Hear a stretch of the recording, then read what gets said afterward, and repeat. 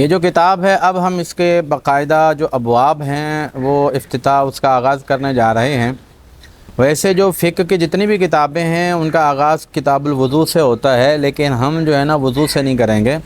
بلکہ ہم کتاب الجہاد سے، جہاد کا پہلے ہم ذکر کریں گے، اس لیے کہ اس وقت جہاد جو ہے وہ پوری امت مسلمہ پر فرض ہو چکا ہے،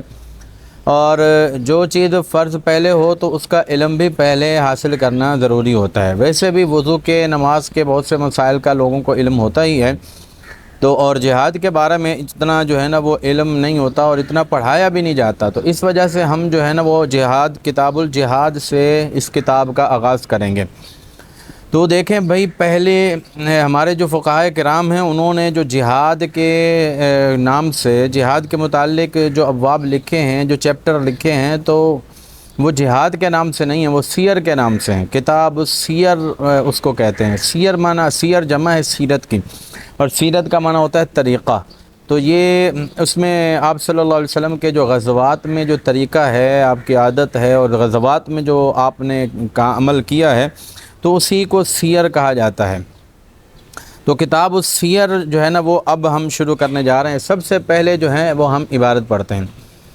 تو عبارت میں دیکھیں ہم نے مرفوع، منصوب اور مجرور کی وجہ بتانی ہے، اور یہی چیز آپ سے استاد صاحب پوچھیں گے، اور آپ نے اگر اس انداز سے آپ جو ہے وہ عبارت سناتے رہے تو انشاءاللہ العزیز آپ کی عبارت جو ہے وہ بہترین ہو جائے گی۔ دیکھیں جو ہم کورس بھی کروا رہے ہیں، 5 مئی سے ہمارا کورس ہوگا، صرف و نحو کورس بھی ہوگا اور تصحیح عبارت کورس بھی ہوگا۔ اگر آپ کی صرف نحو میں کمزوری ہے تو آپ صرف و نحو کورس کریں، اور اگر آپ کی عبارت میں کمزوری ہے تو وہ عبارت آپ کی اسی سے درست ہو جائے گی۔ آپ کو عبارت کورس کرنے کی ضرورت نہیں ہے۔ آپ پڑھ رہے ہیں نا ہمارے پاس، تو وہ آپ جو جس انداز میں ہم آپ کو پڑھا رہے ہیں نا، تو اس انداز سے آپ کی جو عبارت ہے وہ 100% درست ہو جائے گی۔ 1 سال بھی آپ نے لگا لیا ہے نا، تو انشاءاللہ العزیز آپ کی عبارت میں کوئی کمی نہیں ہوگی۔ آپ خود اس قابل ہو جائیں گے کہ اگلی کتابوں کو آپ خود حل کریں گے۔ ہم جو ہے نا یہ کتاب میں جو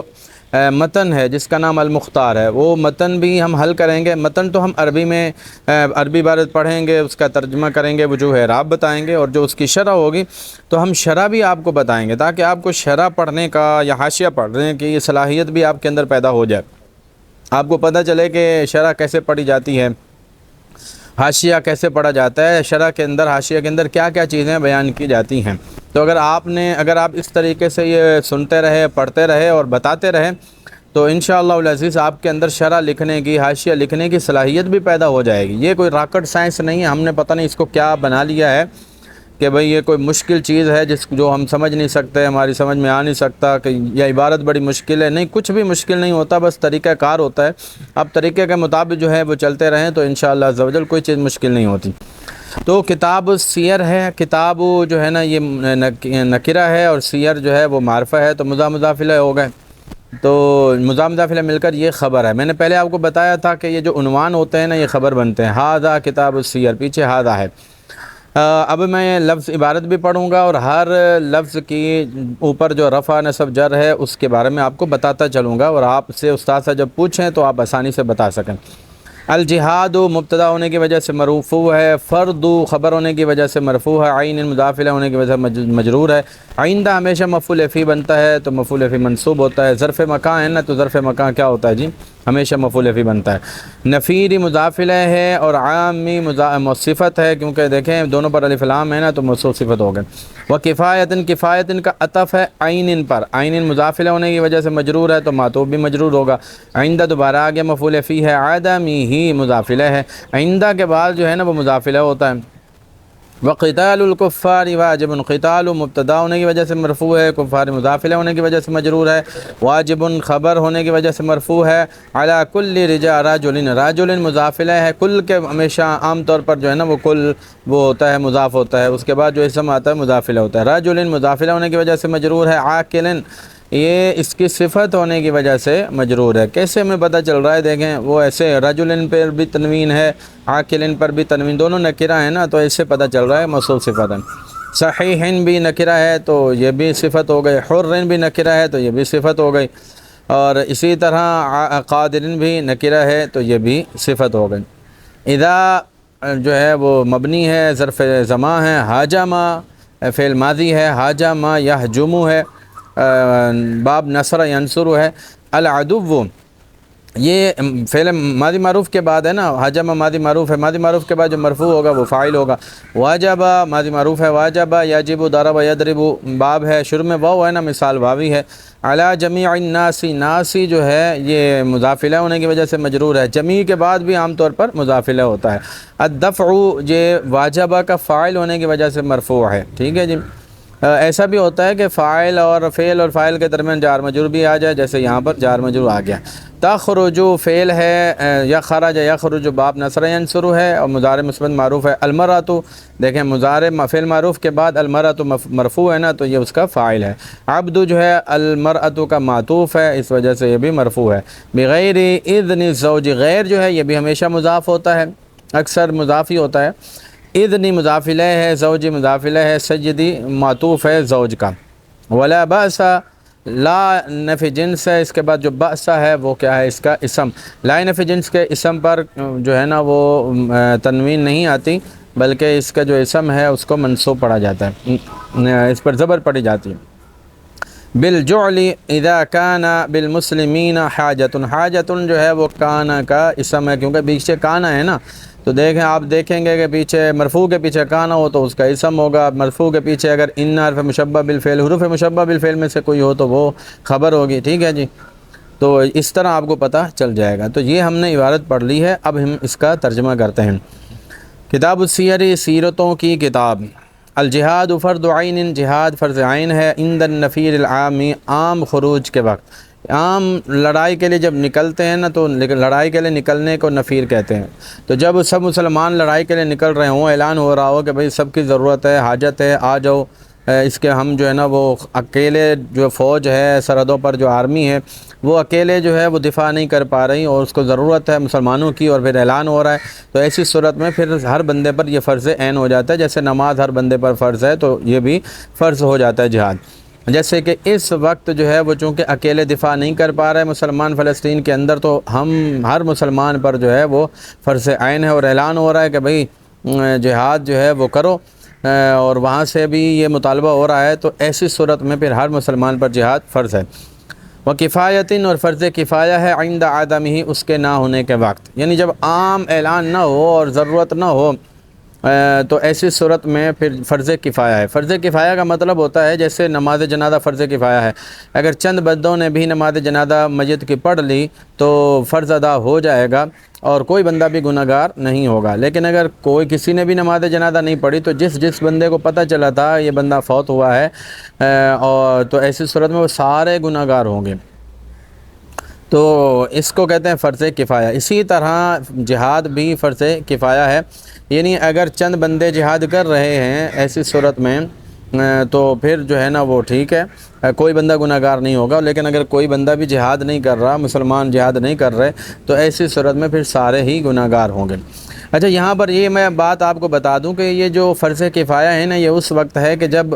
جہاد کا مقصد جو ہے نا وہ ایک فوج سے حاصل ہو رہا ہو اور ایک جماعت سے حاصل ہو رہا ہو، اگر وہ جہاد کا مقصد حاصل ہو رہا ہے، اور اگر جہاد کا مقصد حاصل نہیں ہو رہا ایک سے، تو پھر ایسی صورت میں اگر ایک لشکر کر بھی رہا ہے تو اس کا مطلب یہ نہیں کہ باقی سارے گناہ گار نہیں ہوں گے، باقی بھی گناہ گار ہوں گے، کیونکہ باقیوں پر بھی لازم ہے کہ وہ جہاد کریں، کیونکہ جہاد کا مقصد صرف ایک لشکر سے حاصل نہیں ہو رہا۔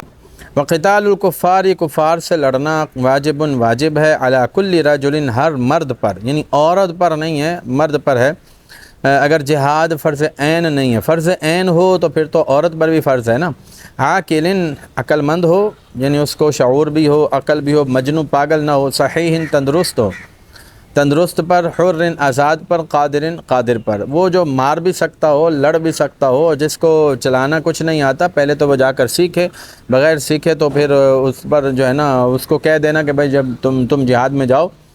جو یہ اس جہاد کی بات ہو رہی ہے کہ جو جہاد فرض کفایہ ہے، تو فرض کفایہ میں جو ہے نا یہ فرض کفایہ اسی بندے پر فرض ہے کہ جس کو چلانا آتا ہے اور مارنا آتا ہے، لڑنا آتا ہے، اور جس کو ٹریننگ ہوئی ہے، تو ان پر جو ہے نا یہ فرض کفایہ۔ اور اگر اس طرح کے بندے ہے ہی نہیں کہ جن کو ٹریننگ دی گئی ہے یا انہوں نے ٹریننگ حاصل کی ہے، تو پھر ان کو پر لازم ہے کہ پہلے ٹریننگ حاصل کریں۔ قرآن میں ہے نا وَأَعِدُّوا لَهُم مَّا اسْتَطَعْتُم مِّن قُوَّةٍ وَمِن رِّبَاطِ الْخَيْلِ تُرْهِبُونَ بِهِ عَدُوَّ اللَّهِ وَعَدُوَّكُمْ۔ مسلمانوں کو اللہ فرما رہا ہے کہ تم تیار کرو اعدوا لہم ان کے لیے مَّا اسْتَطَعْتُم جتنا تمہاری استطاعت ہے، یعنی اپنی پوری استطاعت کے مطابق تم نے قوت تیار کرنی ہے۔ اتنی قوت ہو کہ بھئی اس سے تمہارا دشمن سے خوف زدہ ہو، اللہ کا دشمن خوف زدہ ہو، اور باقی بھی دو لوگ جو ہے نا وہ آنے والی نسلیں بھی اس سے خوف زدہ ہوں۔ تو وَإِذَا وَجَبَ الْعَدُوُّ وَإِذَا هَجَمَ الْعَدُوُّ اور جب دشمن نے اچانک حملہ کر دیا، وَجَبَ عَلَى جَمِيعِ النَّاسِ تمام لوگوں پر واجب ہو گیا الدفع دفاع کرنا، نکلنا۔ تو ایسی صورت میں فرض عین ہو گیا، یعنی ہر بندے پر فرض ہو گیا۔ تو اب کیا ہوگا جب دشمن نے حملہ کر دیا ہے، تو ایسی صورت میں اب ہر بندہ جو ہے وہ جو خاص طور پر سیکھے ہوئے ہیں تو ان کو تو ضروری ہے کہ وہ جا کر پہلے تو جائیں اور لڑیں، اور جو نہیں سیکھے ہوئے تو ان کو بھی چاہیے کہ وہ سیکھیں اور سیکھ کر جو ہے نا وہ جہاد پر وہ بھی نکلیں۔ جیسا کہ نماز فرض ہو جاتی ہے تو نماز کے لیے ضروری ہوتا ہے اس کا علم سیکھنا، کیونکہ جب تک آپ نماز سیکھیں گے نہیں تو اس وقت اب آپ جو ہے نا وہ نماز کیسے پڑھ سکیں گے۔ تو جیسے زکوٰۃ فرض ہو جاتی ہے تو زکوٰۃ کے مسائل سیکھنا فرض ہے، حج فرض ہو جاتا ہے تو حج کے مسائل سیکھنا فرض ہے۔ سیم اسی طرح جب جہاد آپ پر فرض ہو گیا ہے تو اب جہاد کی تیاری بھی آپ کے لیے فرض ہو گئی، لازم ہو گئی، تو اب آپ جہاد کی تیاری کریں۔ ایسے نہیں آپ جہاد کی تیاری کی نہیں ہے اور آپ جو ہے نا وہ سرحدوں پر چلے گئے۔ تخرج المرأۃ والعبد عورت بھی نکلے، مرد اور عبد غلام بھی نکلے، بغیر اذن الزوج والسید شوہر کی اور سید کی اجازت کے بغیر، آقا کی اجازت کے بغیر۔ یعنی عورت جب جہاد فرض عین ہو گیا تو اب عورت کو اپنے شوہر سے اجازت لینے کی ضرورت نہیں ہے، وہ بھی نکلے گی۔ اسی طرح جب غلام ہے اس کو اپنے مالک سے اجازت لینے کی ضرورت نہیں ہے، وہ بھی نکلے گا، بغیر اجازت نہ بھی دے تب بھی نکلے گا۔ جیسے نماز ہے، اب عورت کو اگر شوہر اجازت نہیں بھی دیتا نماز کی تب بھی جو ہے نا وہ عورت نماز پڑھے گی۔ یہ تو نہیں کہ شوہر اگر اجازت نہیں دے رہا تو عورت کہے جی مجھے تو شوہر نے اجازت نہیں دی میں کیسے پڑھوں، نہیں، تو ایسے آپ تب بھی آپ پر فرض ہے، وہ اجازت نہ بھی دے تب بھی آپ نے نماز پڑھنی ہے۔ تو اسی طرح جہاد بھی کرنا ہے، نہ بھی اجازت دیں۔ ولا باس بالجعل اور ٹیکس مقرر کرنے میں، پیسے مقرر کرنے میں کوئی حرج نہیں، اذا کان بالمسلمین حاجت جب مسلمانوں کو حاجت ہو۔ بیت المال میں پیسہ نہیں ہے جس سے جہاز خریدے جا سکیں، جس سے سامان جنگ خریدا جا سکے، اور جو ہے نا وہ مقرر کر دیے جاتے ہیں اتنے پیسے جو ہے نا غریب لوگ اتنے پیسے جمع کروائیں، امیر لوگ اتنے پیسے جمع کروائیں، تو ان پر یہ مقرر کر دیا جاتا ہے، تو اس میں کوئی حرج نہیں۔ اس کے علاوہ اگر ضرورت نہیں ہے، مثلا پہلے سے اسلحہ موجود ہے، بیت المال میں ہر چیز موجود ہے، سامان موجود ہے اور میزائل موجود ہے، اسلحہ سب کچھ موجود ہے، لیکن اس کے باوجود آپ جو ہے نا وہ عوام سے ٹیکس لیتے ہو تو یہ جائز نہیں ہے۔ متن پڑھنے کے بعد اب ہم جو ہے نا وہ اس کی شرح پڑھیں گے۔ تو پہلے میں نے متن اس لیے پڑھ لیا ہے تاکہ آپ جو ہے نا متن کو صحیح طریقے سے سمجھ لیں، بعد میں ہم شرح پڑھتے ہیں، لیکن شرح کے اندر جو ہے نا میں نشان لگا دوں گا، میں عربی نہیں پڑھوں گا، آپ دیکھیں گے اور دیکھنے سے آپ کو اندازہ ہو جائے گا کہ یہاں پر کیا بات ہو رہی ہے۔ تو دیکھیں شروع سے دیکھیں، جی ہاں، اس کی سیر کے بارے میں بات ہو رہی ہے کہ سیر جو ہے وہ سیرت کی جمع ہے، اور سیرت راستے کو کہتے ہیں، وہ راستہ اچھا ہو یا برا ہو، اور اسی سیرت سے ہی ہے سیرت العمرین، عمرین کی سیرت، عمرین سے مراد ہے ابو بکر اور عمر، تو سیرت العمرین کا مطلب ہوتا ہے ابو بکر اور عمر کا راستہ۔ اور یہ بھی مقولہ ہے، کہا جاتا ہے فلاں اچھی سیرت والا ہے، قابل تعریف سیرت والا ہے، مطلب قابل تعریف طریقے والا ہے، فلاں بری سیرت والا ہے، یعنی قابل مذمت طریقے والا ہے۔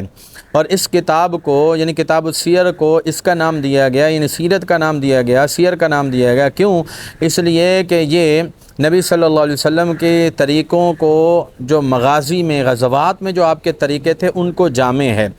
اور صحابہ کی سیرت کو جامع ہے، اور جو صحابہ سے منقول ہے اس بارے میں اس کو جامع ہے، ان میں سب کچھ وہ موجود ہے۔ یہ تھا جی سیرت کا لغوی معنی، لغوی تحقیق۔ جب آپ نے شرح کرنی ہوتی ہے یا حاشیہ لگانا ہوتا ہے تو آپ کو سب سے پہلے کیا کرنا پڑتا ہے؟ لغوی اور شرعی یا اصطلاحی معنی بیان کرنا ہوتا ہے۔ تو اس میں انہوں نے سیر کا لغوی معنی بیان کر دیا، جمع کس کی ہے یہ بھی بیان کر دیا، اس کا معنی کیا ہوتا ہے یہ بھی لغوی اور شرعی معنی بھی، اصطلاحی معنی بھی بیان کر دیا۔ اس کے بعد جو ہے نا وہ اس کی شرعی حیثیت، کوئی بھی چیز ہوتی ہے تو اس کی شرعی حیثیت بھی بیان کی جاتی ہے۔ شرعی حیثیت کا مطلب یہ ہے جیسے کہ یہ چیز فرض ہے، واجب ہے، سنت ہے، مستحب ہے، تو کیا ہے، اس کو کہتے ہیں شرعی حیثیت۔ تو ہر چیز کی، ہر باب میں وضو ہے، نماز ہے، روزہ ہے، زکوٰۃ ہے، تو سب کی شرعی حیثیت بیان کی جاتی ہے۔ تو بھئی جہاد کی شرعی حیثیت کیا ہے، یہ تو اوپر آپ پڑھ چکے جہاد کی شرعی حیثیت، لہذا متن کے اندر وہ جہاد کی شرعی حیثیت کی کچھ تفصیل بیان کریں گے۔ تو بتا رہے ہیں کہ جہاد محکم فرض ہے۔ محکم کا مطلب ہوتا ہے کہ یہ کوئی غور و فکر کرنے کے بعد نہیں پتہ چلا کہ جہاد فرض ہے۔ مثال کے طور پر چوتھائی سر کا مسا فرض ہے، تو یہ ہمیں کیسے پتہ چلا؟ یہ تو امام اعظم ابو حنیفہ نے غور و فکر کیا، تو غور و فکر کرنے کے بعد ان کو پتہ چلا کہ بھئی چوتھائی سر کا مسا فرض ہے۔ لیکن سر کا مسا فرض ہے، یہ بغیر غور و فکر کا ہی ہمیں پتہ چل جاتا ہے۔ تو اسی طرح جہاد جو ہے نا وہ غور و فکر کرنے کے بعد نہیں پتہ چلے گا کہ بھئی یہ جہاد فرض ہے، یہ تو بغیر غور و فکر کیے ہی پتہ چل جاتا ہے کہ جہاد فرض ہے، محکم ہے۔ اس کا منکر جو ہے نا وہ کافر ہوگا۔ اب جو ہے نا یہ تو پتہ چل گیا جہاد فرض ہے، تو فرضیت جو ہے کیسے پتہ چلا؟ فرضیت ثابت کیسے ہوتی ہے؟ اس کی جو فرضیت ہے وہ کس چیز سے ثابت ہے؟ یعنی کوئی بھی چیز کی فرضیت ثابت ہوتی ہے تو یا تو قرآن سے ثابت ہوتی ہے، یا سنت سے، یا اجماع امت سے ثابت ہوتی ہے، قیاس سے فرضیت ثابت نہیں ہوتی۔ تو اب جو ہے نا اس کی فرضیت جو ہے نا وہ کتاب سے بھی ثابت ہے، سنت سے بھی ثابت ہے، اجماع امت سے بھی ثابت ہے۔ جی قرآن مجید میں کہاں لکھا ہے جہاد میں کے بارے میں؟ قرآن میں بہت سی آیتیں، قاتلوا الذین لا یؤمنون باللہ وقاتلوہم حتی لا تکون فتنۃ ویکون الدین وغیرہ، قرآن میں تو بہت سی آیتیں ہیں جو ہمیں جہاد کا حکم دے رہی ہیں۔ اچھا سنت سے بھی ثابت ہے، سنت میں بھی آپ صلی اللہ علیہ وسلم نے ارشاد فرمایا مجھے حکم دیا گیا کہ میں لوگوں سے قتال کروں یہاں تک کہ وہ کہیں لا الہ الا اللہ، اور آپ نے یہ بھی ارشاد فرمایا جہاد ماضٍ فرض ہے، جاری رہے گا، جب سے مجھے اللہ نے بھیجا ہے قیامت تک جاری رہے گا، یہاں تک کہ میری امت کا ایک گروہ دجال کے ساتھ قتال کرے گا، لڑے گا، یعنی جہاد جو ہے نا وہ مسلسل جاری رہے گا۔ اور اس پر اجماع امت ہے، یعنی 1400 سال سے جہاد ہوتا چلا آ رہا ہے اور کسی نے اس پر اعتراض نہیں کیا آج تک۔ اعتراض کرتے ہیں تو آج کے لبرل سیکولر جو ہے نا حضرات وہ اس پر اعتراض کرتے ہیں اور انہی کو سب سے زیادہ تکلیف ہوتی ہے۔ اور اس طرح کے جو اعتراض کرنے والے لوگ ہوتے ہیں، جہاد پر اعتراض کرنے والے، جو فرض ہے واضح طور پر قرآن میں اس کا ذکر موجود ہے، تو وہ ان کو منافقت کے علاوہ کچھ نہیں کہا جا سکتا، کیونکہ حضور اکرم صلی اللہ علیہ وسلم کے دور میں منافقین ہی جہاد پر اعتراض کیا کرتے تھے اور وہ ہیلے بہانوں سے جہاد سے پیچھے ہٹتے تھے۔ آگے انہوں نے ایک جو ہے نا وہ حدیث پاک لکھی ہے، اور یہ حدیث جہاد کے بارے میں بڑی جامع حدیث ہے۔ آگے بہت سے مسائل ایسے آ رہے ہیں کہ ان مسائل کا جو تعلق ہے نا وہ اس حدیث سے ہے، اسی حدیث سے میں اس کو مختصر جو ہے نا ترجمہ کے طور پر جو ہے نا وہ کر دیتا ہوں جلدی۔ آپ صلی اللہ علیہ وسلم جب کسی لشکر کو بھیجتے تھے یا چھوٹے لشکر کو بھیجتے تھے تو اس کے امیر کو آپ وصیت کرتے تھے اللہ سے تقوی کی، ڈرنے کی، اور فرماتے اللہ کا نام لے کر جہاد شروع کرو، اللہ کی راہ میں اس بندے سے لڑو جو اللہ کا انکار کرے، اور مال غنیمت میں خیانت نہ کرو، عہد شکنی نہ کرو، مسلح نہ کرو، یعنی ہاتھ پاؤں نہ کاٹو کافروں کے، کسی بچے کو قتل نہ کرو۔ جب تم اپنے مشرکین میں سے دشمن سے لڑو، سامنا ہو تمہارا، تو پھر ان کو 3 چیزوں کی دعوت دو، اسلام کی طرف پہلے دعوت دو، اگر وہ مسلمان ہو جاتے ہیں تو ان کو قبول کر لو ان سے، اور ان سے رک جاؤ، ان کو مارو نہیں۔ یہ مت کہو کہ انہوں نے جہاد کے ڈر سے یا تلوار کے ڈر سے انہوں نے اسلام قبول کیا ہے، نہیں، یہ نہیں، بس ان سے آپ نے چھوڑ دینا ہے۔ اور اگر وہ انکار کریں تو پھر ان کو بلاؤ، دعوت دو جزیہ دینے کی، بھئی ہر سال تم نے اتنے پیسے دینے ہیں، ہر مہینے اتنے پیسے دینے ہیں، تو اس کو جزیہ کہتے ہیں۔ اگر وہ انکار کریں تو پھر ان کی طرف جو ہے نا وہ پھینک دو، یعنی ان کو قتال کا بتاؤ، جہاد کا، بھئی اگر نہیں کرتے تو پھر ہم لڑنے کے لیے آ رہے ہیں، ہم آ رہے ہیں، پھر غوری آ رہا ہے، پھر شاہین آ رہا ہے، پھر فلاں چیز آ رہی ہے۔ اور جب تم محاصرہ کرو کسی بھی قلعے کا یا کسی بھی شہر کا، تو وہ تمہیں سے ارادہ کریں کہ تم ان کو اللہ کے حکم پر اتارو، یعنی اللہ کے حکم کے مطابق ان کے درمیان فیصلہ کرو، تو ایسا نہیں کرو، کیونکہ تمہیں پتہ نہیں کہ اللہ کا ان کے بارے میں خاص کیا حکم ہے، بلکہ تم ان کو اپنے حکم پر اتارو، یعنی تم جو فیصلہ ہے، بھئی ہم جو فیصلہ قرآن و حدیث کی روشنی میں جو سمجھیں اسی کے مطابق ہم فیصلہ کریں گے، یہ نہیں کہ بھئی اللہ نے تمہارے بارے میں جو کچھ نازل کیا ہم اس کے مطابق فیصلہ کریں گے، کیونکہ ہمیں معلوم نہیں ہے کہ خاص تمہارے بارے میں اللہ تعالیٰ کا حکم کیا ہے۔ اللہ نے تو عام سب کے بارے میں حکم دے دیا ہے نا۔ اور پھر ان کے متعلق جو تم مناسب سمجھو فیصلہ کرو۔ جب وہ تم سے ارادہ کریں کہ تم ان کو دو اللہ کا ذمہ، اللہ کے رسول کا ذمہ دو،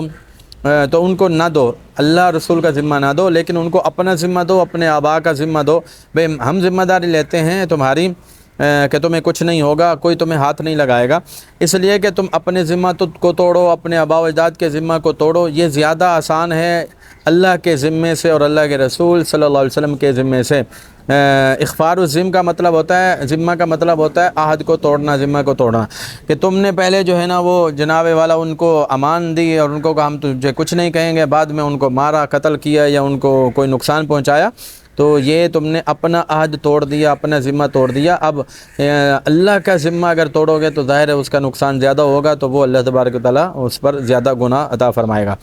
گناہ دے گا۔ یہ تو فرضیت بیان کر دی کہ بھئی جہاد کا طریقہ بھی اس میں کچھ بیان کر دیا، کچھ احکام بھی بیان کر دیے۔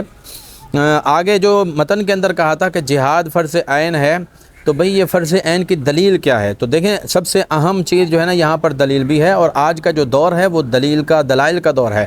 یعنی آپ کو جو مسئلہ بھی آتا ہے تو آپ کو پتہ ہونا چاہیے کہ یہ مسئلہ قرآن کی کس آیت سے ثابت ہے، تاکہ آپ قرآن کی وہ آیت پیش کر کے اس سے وہ مسئلہ سمجھا سکیں، بتا سکیں۔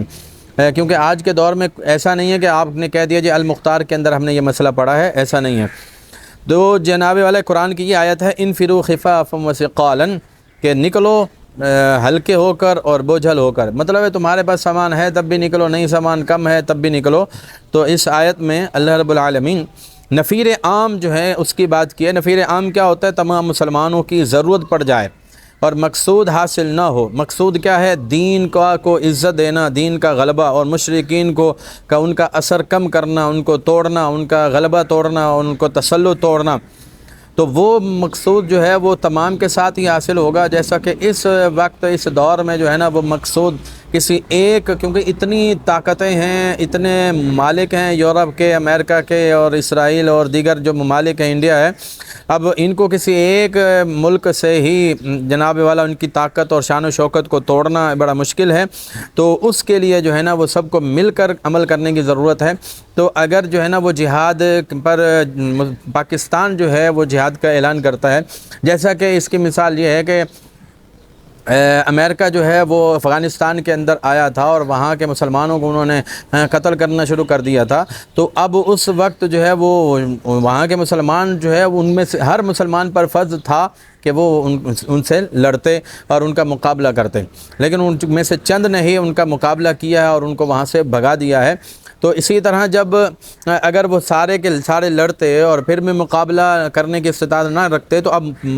پاکستانیوں پر بھی فرض ہو جاتا کہ بھئی تم بھی ان کے ساتھ مل کر، لیکن انہوں نے مقابلہ نہیں کیا، تو پاکستان کے پاس تو قوت تھی نہ طاقت تھی، اب وہ تو اللہ کی بارگاہ میں جواب دہ ہوں گے۔ اب ان پر یہ ذمہ داری عائد ہوتی تھی کہ یہ جو ہے نا وہ ان کے ساتھ مل کر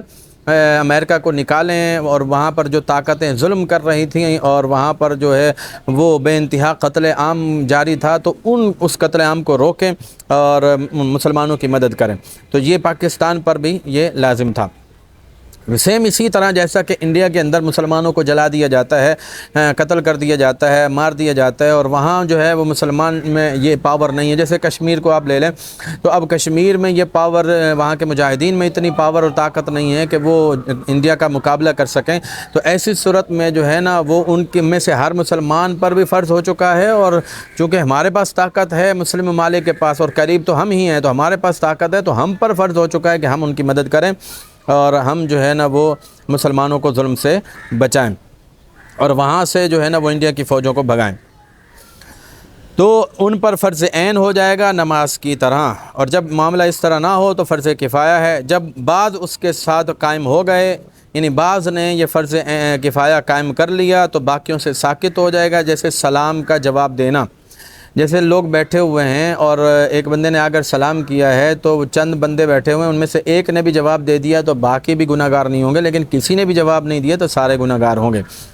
اس لیے کہ مراد اور مقصود اس سے کفر کے شر کو دور کرنا ہوتا ہے، یعنی وہ جو ظلم و ستم کر رہے ہیں ان کو دور کرنا، ان کی شوکت کو توڑنا ہے، ختم کرنا، یعنی ان کی حکومت کو ختم کرنا ہے اور ان کے غضب کو بجھانا ہے اور کلمہ اسلام کو وہاں پر بلند کرنا ہے، اسلام کا نظام وہاں پر نافذ کرنا ہے۔ اور جب وہ یہ مقصود بعد سے حاصل ہو جاتا ہے، یعنی صرف کشمیریوں سے اگر یہ مقصود حاصل ہو جاتا ہے تو اب دوسروں کی ضرورت نہیں ہے۔ اور نبی صلی اللہ علیہ وسلم جہاد کی طرف نکلتے تھے اور سارے اہل مدینہ نہیں نکلتے تھے۔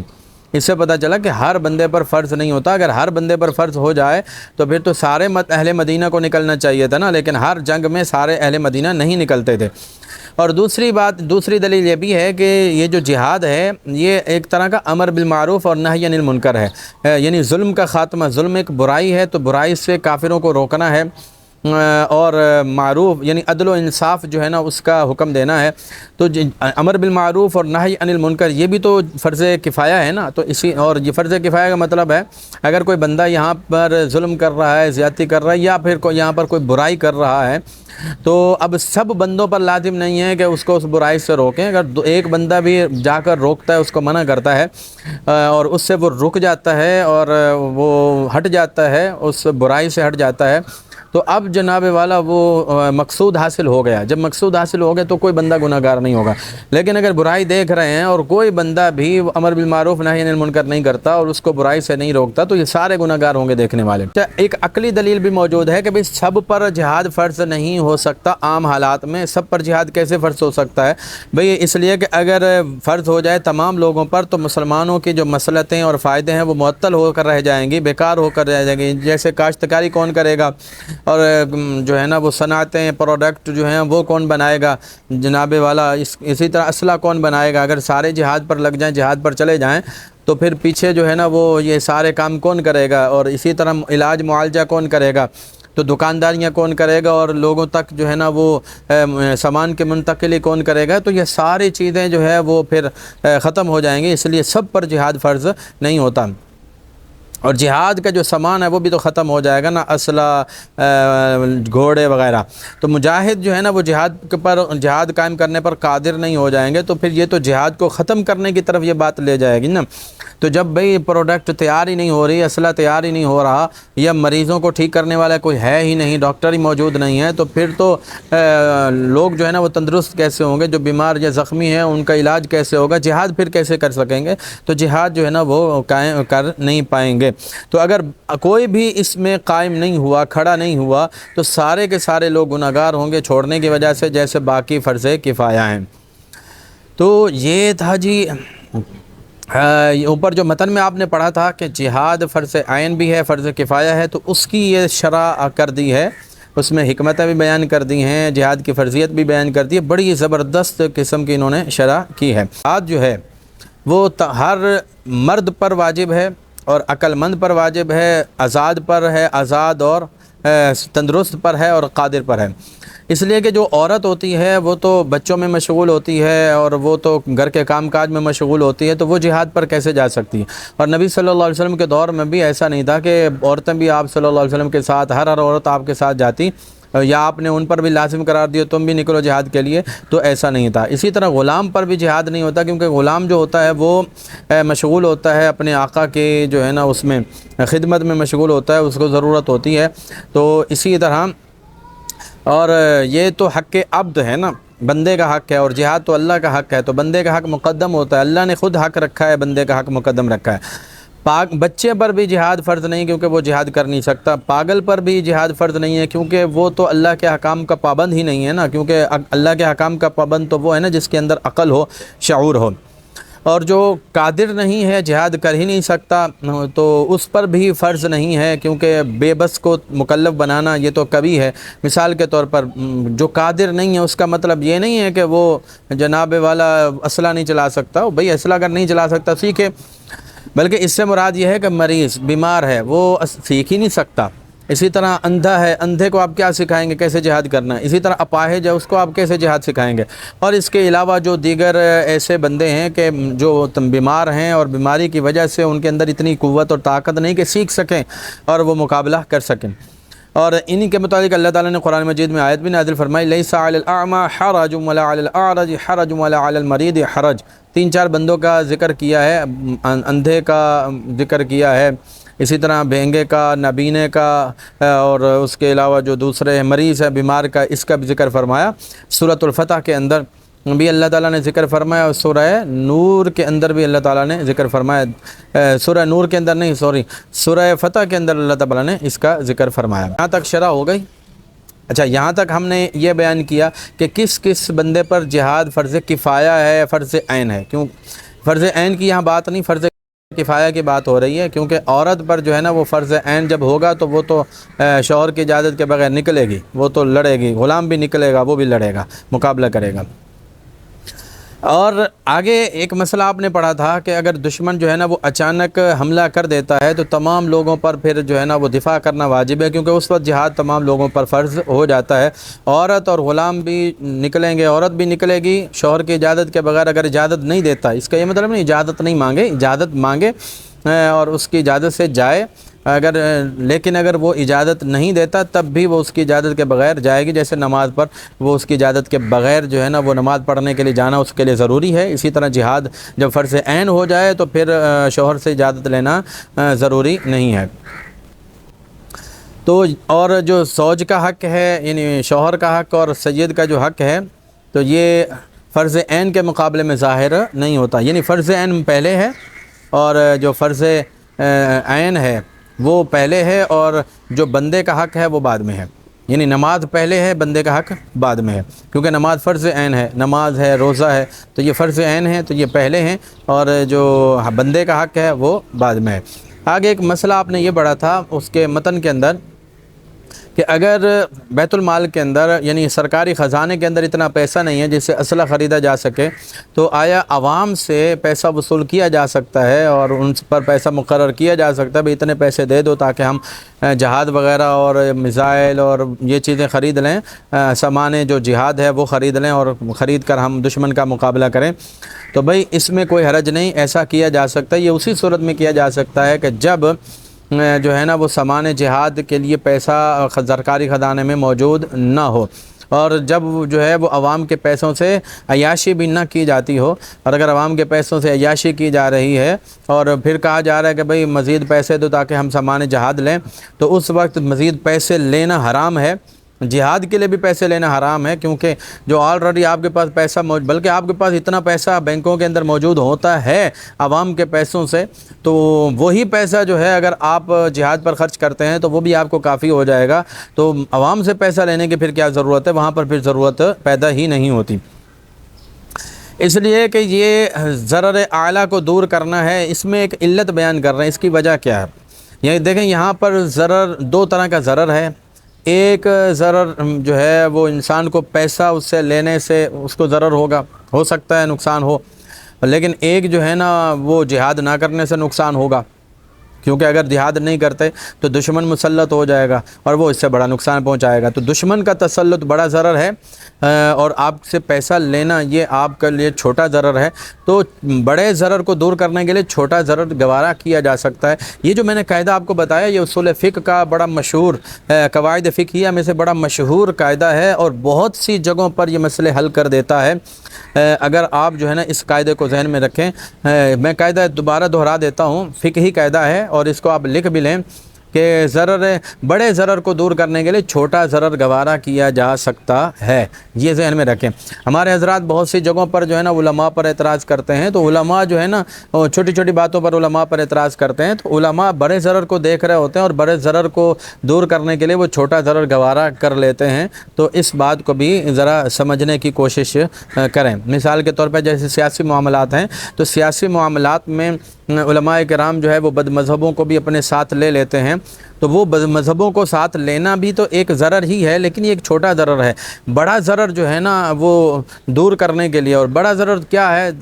آپ کو پتہ ہی ہے، مساجد کا تقدس ہے یا ناموس رسالت کا معاملہ ہے یا اس کے علاوہ بہت سے بڑے ضرر ہو سکتے ہیں اور ہوتے بھی ہیں، تو بڑے ضرر کو دور کرنے کے لیے آپ چھوٹے ضرر کو گوارا علماء کر لیتے ہیں، تو یہ فقہ کے عین مطابق ہے، اسلام کے عین مطابق ہے، یہ کوئی غلط بات نہیں ہے، اس لیے علماء پر اعتراض کرنے کا کوئی سوال ہی پیدا نہیں ہوتا۔ حاجت یہ ہے کہ مسلمانوں کے بیت المال میں کوئی شے ہی نہ ہو اور مسلمانوں کو ضرورت ہو، غذا کی ضرورت ہو اور جناب جہاد کے سامان کی ضرورت ہو، ان کے لیے کچھ ہے نہیں، اور تحقیق یہ بات صحیح ہے کہ نبی صلی اللہ علیہ وآلہ وسلم نے حضرت صفوان سے زرہ لی